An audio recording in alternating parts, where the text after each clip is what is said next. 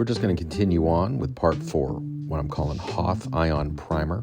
And there's a list of all the equipment that you're going to need for this step. And I'm just reviewing that this was a cheap plastic cup. I cut the bottom out of the cup so that it would receive that plastic clear Christmas ornament. And that Christmas ornament is going to be the business end of the ion cannon.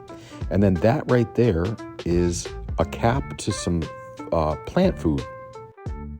So just like the title indicates, we're going to take some gray and black primer, and we're going to affix this ion cannon into its components. But first, we're going to hit these components. The gray primer is going to go on the glass ball, and then the blue plant food nozzle is going to be primed in black. Then we're going to sort of assemble all of it. We're going to affix it to this base, and that ought to take us to the next section.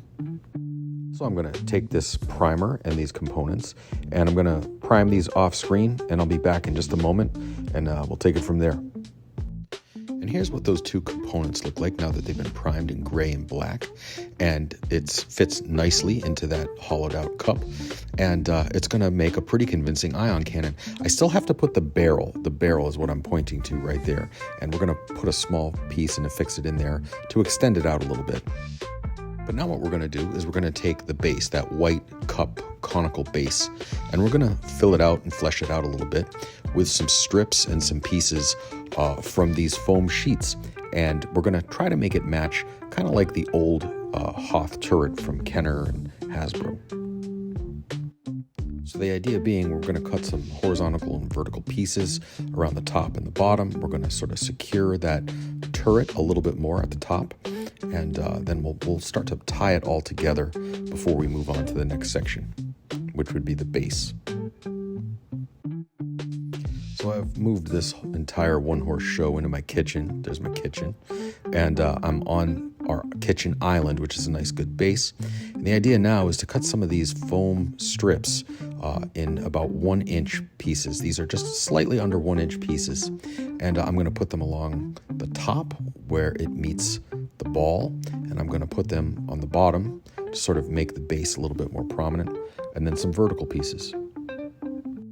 Now these foam sheets, I've got some gray and some white. This one is just a little bit less than 1/4 of an inch, and there's the label, and it's cost me $1.49, and this will be good for many projects. It's about 1/4 of an inch, like I said, just slightly under, but I think this is going to give a little bit of depth and a little bit more realism.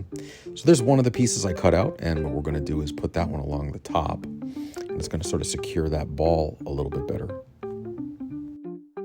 Now, I did make some very light pencil markings on the foam sheet prior to filming this, so when you see me put that straight edge up, I'm not eyeballing it. There's actually some marks, and it's going to give me a nice clean straight line.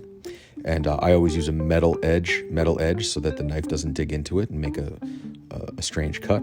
So 3 passes with the old brand new utility blade ought to do it. There's 1, 2, and any minute now we're going to get to the 3rd one. There we go. That ought to do it. Fresh blade always helps. Don't forget that. And there we go. There's the other piece right there. And now what we're going to do is we're going to measure them to fit the appropriate circumference. And then we're going to glue it, and then we'll affix them. And all throughout the process, it's important to make sure that everything is going to fit on your base. And so I'm just sort of dry fitting the unfinished ion cannon. But there's my Gorilla Glue. And what we're going to do is we're going to measure these. And then we will have a seam where they meet. And we're going to put that obviously in the back. But those seams will be covered by greeblies and hoses and things. So that's our attempt. So we'll match the two seams, top and bottom, in the back, and we'll cover that up in the next step. So I'm going to head off screen here, glue these up. I'll see myself out, and I'll be right back. Now, I did also measure these to fit nicely prior to gluing them. So I did take a moment off screen and cut them to fit. So now they're all glued up, and we're going to do the top one first. Please excuse my hands. I still have black primer paint on them. So that's just, you suffer for your art, right? So I'm just taking care to make sure that the top of that piece I'm putting on really fits along the bottom where the ball meets it nicely, because that's going to provide a little bit more extra security for the ball, that it doesn't move or shift on you. And like I said, we are going to have that seam, and I'm just sort of futzing with it there and trying to make sure that it looks good. And we'll get that all figured out in just a second. And you want to take your time on this, make sure it's all even and square with what you want it. You want to make sure that there's no bends or dips in it as you're going around. And now we're just going to put the finishing touches on that piece. There's that seam. And then in a moment, we're going to hit the bottom of it. I'm just making sure that it looks good all the way around before we call it a day. And there's the bottom one. So we're going to match that seam, top and bottom, as close as I can.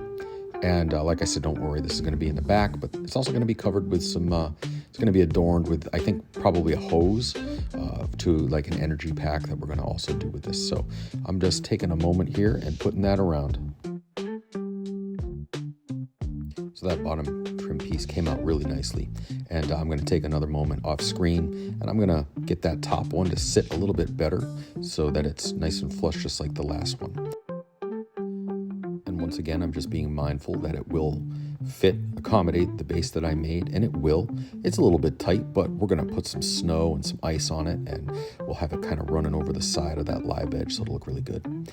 So there it is. There's kind of where we're at right now. Now we're going to do one last thing before we affix the actual the cannon part to the ball. We're going to do one more thing.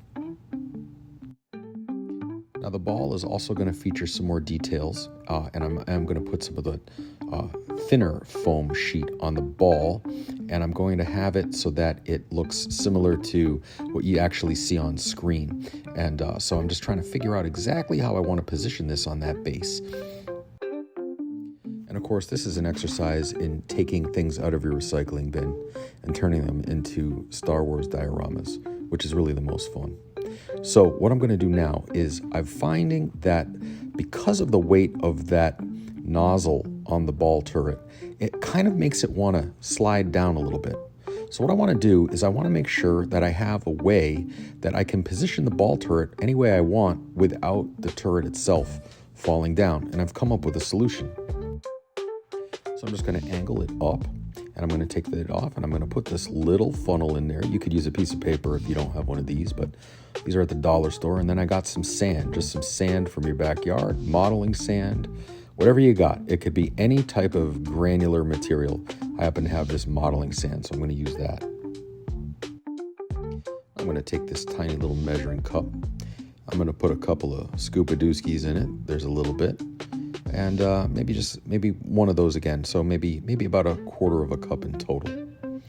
And you can kind of see where I'm going with that. That's going to give it some ballast. And that ballast will ensure that it holds the position that you want it whenever you're rotating it.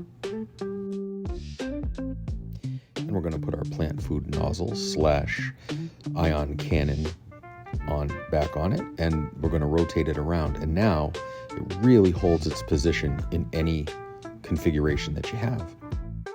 So in the next part, we're going to complete the nozzle / cannon.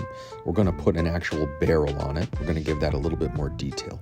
And then what we're going to do is we're going to start fleshing out with some more detail paneling from those foam sheets, both on the base and on the ion cannon itself.